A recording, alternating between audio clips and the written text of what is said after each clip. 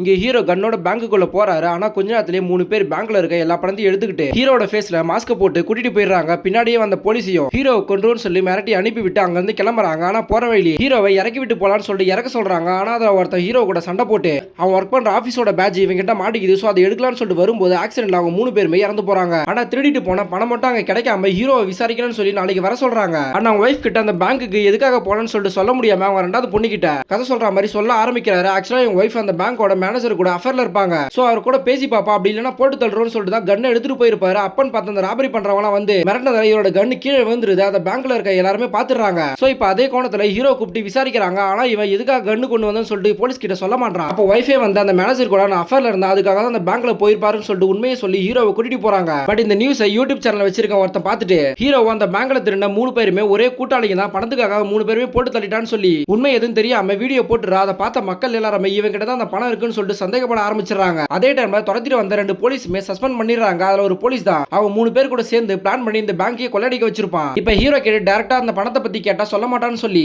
என்ன சஸ்பெண்ட் பண்ணிட்டாங்க. அந்த பணம் கிடைச்சாதான் எனக்கு வேலை கிடைக்கும்னு சொல்லிட்டு கேட்டு பாக்குறான். ஆனா ஹீரோ கண்டுபிடிக்கிற வேலைலாம் நீங்க தான் செய்யணும்னு சொல்லி அனுப்பி விட்டுறான். ஆனா அடுத்த நாள் ஹீரோக்கு ஊர்ல இருக்க எல்லாருமே இவங்க கிட்ட தான் பணம் இருக்குன்னு நினைச்சுக்கிட்டு எல்லாருமே கேட்டு நிறைய பிரச்சனை எல்லாம் பண்ண ஆரம்பிக்கிறாங்க. பட் ஹீரோ இதுக்கு மேல இந்த பிரச்சனை வரக்கூடாதுன்னு அந்த போலீஸ் கூட சேர்ந்து அந்த பணத்தை கண்டுபிடிக்கலான்னு அவனுக்கு எப்படி கண்ணை கட்டி கூட்டிட்டு போனாங்களோ அதே மாதிரி கார்ல போயிட்டு இருக்காரு. அப்பதான் அவனுக்கு பேசுறது ஞாபகம் வந்து ஒரு போலீஸ் தான் இந்த பிளானே போட்டிருப்பாங்கன்னு சொல்லிட்டு பேசியிருப்பாங்க. சோ இந்த போலீஸ் தான் சொல்லி புரிஞ்சுக்கிறான். அதனாலே ஒரு இடத்துல ஸ்டாப் பண்ணிட்டு தலைவலிக்குதுன்னு சொல்லி அங்க இருந்து கிளம்பிடுறான். பட் வீட்டுக்கு வந்து பார்த்தா பிளாட்டோட செக்யூரிட்டி வீட்டுல புந்து செக் பண்ணிட்டு இருக்கா. அதை பார்த்ததுமே பெரிய சண்டை ஆயிடுது. வெளியே போகும்போது தெரியாம ஒரு ஆட்டோக்காரன் வந்து முட்டிடுறான். அப்பன்னு பார்த்தா அந்த கேங் பார்த்துட்டு 5 லட்சம் பணம் வேணும் கேட்டு மிரட்டுறாங்க. அதனால ரோட்லயே சண்டை வந்து அரெஸ்ட் பண்ணிட்டு போயிடுறாங்க. பட் போலீஸுமே இன்னும் கொஞ்ச நாள் தான் பணம் கிடைக்கலனா எங்களுக்குமே வேற வழி இல்ல, பிரஷர் தாங்க முடியாம உங்களை தான் அரெஸ்ட் பண்ணணும்னு சொல்லிட்டு ரிலீஸ் பண்றாங்க. வீட்டுக்கு போனா வைஃபுமே இதுக்கு மேல நம்ம ஒண்ணா வாழ வேணாம்னு சொல்லி டைவர்ஸ் பத்திரத்தை நீட்டுறாங்க. இவனும் வேற வழி இல்லாம கையெழுத்து போட்டுறான். ஆனா அடுத்த நாள் ஒரு கோயில் உண்டியை திருடிட்டாங்கன்னு சொல்லிட்டு கால் வருது. இவனும் போய் பாக்குறாங்க. ஆக்சுவலா ஹீரோ அங்கதான் காரை ஸ்டாப் பண்ணிருப்பான். பிளான் போட்ட போலீஸுமே வந்திருப்பான். இதை பார்த்ததுமே ஹீரோக்கு அன்னைக்கு தான் எல்லாமே தெரிஞ்சு பணத்தையுமே எடுத்திருக்கான்னு சொல்லி தெரிஞ்சு போகுது.